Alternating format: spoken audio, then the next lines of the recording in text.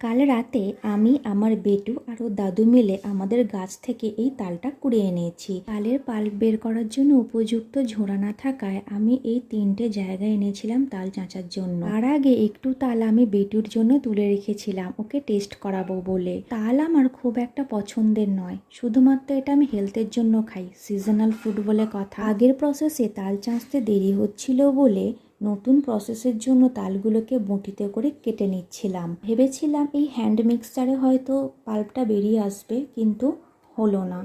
তার জন্য কি করব ভেবে আর একটা নতুন আইডিয়া বের করলাম। এখানে একটা জালের মাধ্যমে তালের পাল্পটা বের করার চেষ্টা করলাম। তো মোটামুটি আগের প্রসেসের থেকে এটা একটু তুলনামূলকভাবে তাড়াতাড়ি হলো, আর পাল্পটাও অনেকটা এক্সট্র্যাক্ট করা গেল। তো একটা তাল চাঁচতে গিয়ে আমার অর্ধেকটা দিন পার হয়ে গেল, তাই নতুন কোনো রেসিপি আর দেখাতে পারলাম না। ভিডিওটা ভালো লাগলে লাইক করে দিও।